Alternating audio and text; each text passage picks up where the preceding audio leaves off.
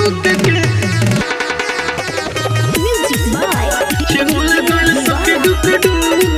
के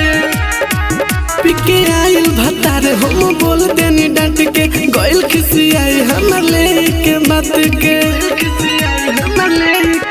पिके आइल भतार हम बोल देनी डांट के गइल खिसियाई हमर लेके बात के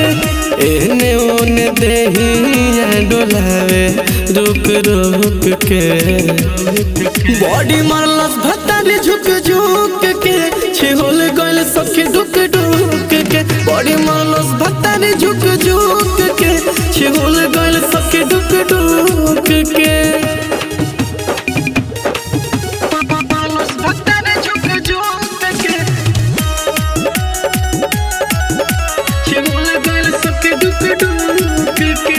ओ करो रहनिया तनिको न भावेला सम सुबेरे रे सखी ताड़ी पी के आवेला ओ करो रहनिया तनिको न भावेला सम सुबेरे रे सखी ताड़ी पी के आवेला सगरो बिगाड़ देला सखी हमर लुक के बॉडी मारलस भतार झुक झुक के छिहोल गइल सखी ढुक ढुक के बॉडी मारलस भतार झुक झुक के छिहोल गइल सखी ढुक ढुक के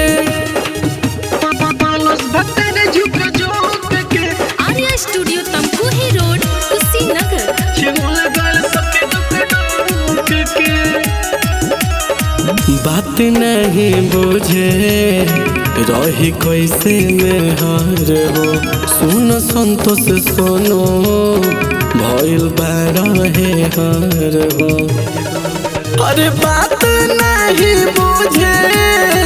रही कैसे में हार हो सुन संतोष सोनो भइल बाड़ा है हार हो बुलेट पे